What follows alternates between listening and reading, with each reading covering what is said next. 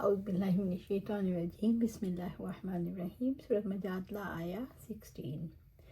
اتخذوا ایمانہم جنہ، انہوں نے اپنی قسموں کو ڈھال بنا رکھا ہے۔ منافق اپنی قسموں کے ذریعے مسلمانوں کی گرفت سے اپنے آپ کو، اپنی جان اور مال کو بچاتے ہیں، جیسے اللہ سبحانہ تعالیٰ سورۃ توبہ میں فرماتے ہیں، جب تم ان کی طرف واپس آؤ گے عنقریب وہ تمہارے لیے اللہ کی قسمیں کھائیں گے تاکہ تم ان سے اعراض کرو، سو تم ان سے اعراض ہی کر لو۔ یقیناً وہ گندے ہیں، ان کا ٹھکانہ جہنم ہے، اس کے بدلے میں جو کماتے رہے ہیں۔ وہ تمہارے سامنے قسمیں کھائیں گے کہ تم ان سے راضی ہو جاؤ، سو تم ان سے راضی بھی ہو جاؤ، تو یقیناً اللہ تعالیٰ نافرمان لوگوں سے راضی نہیں ہوتا۔ دوسری طرف فصدوا عن سبیل اللہ، وہ اللہ کی راہ سے روکتے ہیں۔ منافق اسلام مسلمانوں اور رسول اللہ صلی اللہ علیہ وسلم کے خلاف شکوک و شبہات اور وسوسے پیدا کرتے ہیں تاکہ لوگ اسلام قبول کرنے سے رک جائیں۔ فَلَهُمْ عَذَابٌ مُّهِینٌ، بس ان کے لیے رسوا کن عذاب ہے۔ انہوں نے کفر کو دل میں چھپایا اور ایمان ظاہر کیا، جھوٹی قسمیں کھا کر مسلمانوں کو اپنے وفاؤں کا یقین دلایا اور آہستہ آہستہ انہیں اللہ کے راستے سے روک دیا۔ رب العزت کے نام کی جھوٹی قسمیں کھا کر اس کی توہین کی، اس لیے ان پر قیامت کے دن ذلت والا عذاب مسلط ہوگا جو کبھی ان سے علیحدہ نہ ہوگا، انہیں کبھی مہلت نہیں دی جائے گی۔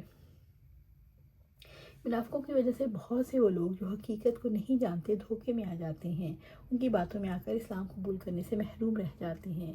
یوں یہ لوگ اللہ کے راستے سے روکنے کے مجرم بن جاتے ہیں۔ سورۃ مجادلہ آیا 17۔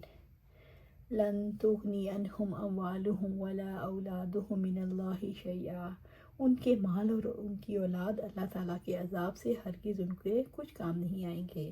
یعنی جب اللہ تعالیٰ انہیں توہین آمیز عذاب دے گا تو ان کے مال اور ان کی اولاد ان کے کسی کام نہیں آئے گی، اور نہ ان کی نصرت کر کے ان سے عذاب کو ہٹایا جا سکے گا، نہ ان کی جانب سے ثواب انہیں پہنچے گا۔ اولئک اصحاب النار ھم فیہا خالدون، یہی لوگ آگ والے ہیں، وہ اس میں ہمیشہ رہنے والے ہیں۔ یہ لوگ توہین امیز آگ کے عذاب میں رہیں گے، وہاں سے کبھی نکل نہیں پائیں گے، نہ وہاں انہیں موت آئے گی نہ جئیں گے، اس آگ میں ہمیشہ ہمیشہ رہیں گے۔ سورۃ مجادلہ آیا 18۔ یوم یبعثہم اللہ جمیعا، جس دن اللہ تعالیٰ ان سب کو اٹھائے گا، یعنی جب اللہ تعالیٰ ان سب کو اس حالت میں اٹھائے گا جس میں ان کو موت آئی تھی۔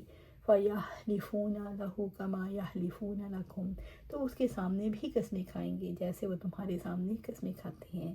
منافقوں نے ساری زندگی جھوٹ پر بسر کی، دنیا میں ایمان والوں کو دھوکہ دیا، تو جب اللہ تعالیٰ انہیں زندہ کر کے اٹھائیں گے تو اسی طرح قسمیں کھائیں گے جیسے دنیا میں قسمیں کھا کر مسلمانوں کو اپنی وفاؤں کا یقین دلاتے تھے۔ وَيَحْسَبُونَ أَنَّهُمْ عَلَىٰ شَيْءٍ، اور وہ گمان کریں گے یقیناً وہ کسی دلیل پر قائم ہیں، وہ اپنی قسموں کے بارے میں سمجھیں گے وہ کسی چیز پر قائم ہے، کیونکہ ان کا جھوٹ، نفاق، ان کے غلط عقائد ان کے دلوں میں آہستہ آہستہ اتر کر جگہ بناتے رہے، یہاں تک کہ وہ سمجھتے رہے وہ بالکل درست موقف پر ہے، اس لیے اللہ تعالیٰ کے سامنے جھوٹ بول کر فائدہ اٹھا لیں گے۔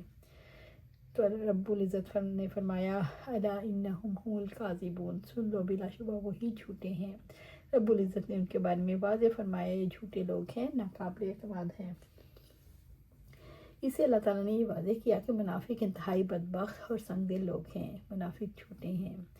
سورۃ مجادلہ آیا 19۔ استحوذ علیہم الشیطان، شیطان ان پر غالب آ چکا۔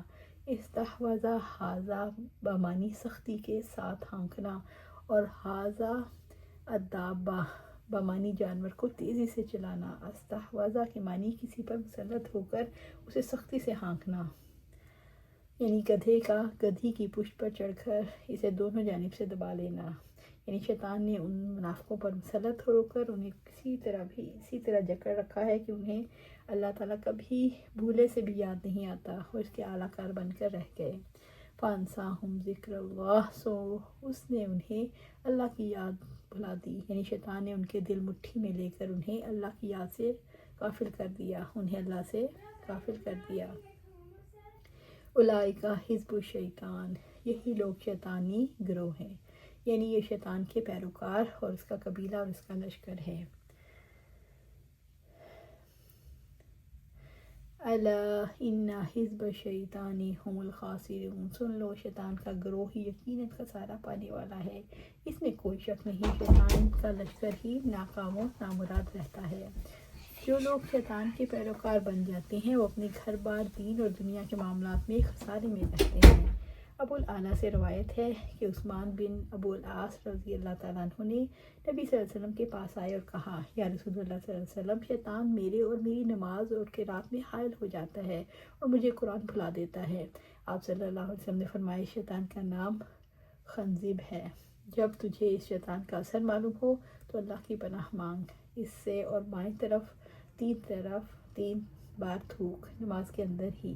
عثمان رضی اللہ تعالیٰ نے کہا، میں نے ایسا ہی کیا، پھر اللہ تعالیٰ نے شیطان کو مجھ سے دور کر دیا۔ سورۃ مجادلہ آیہ 20۔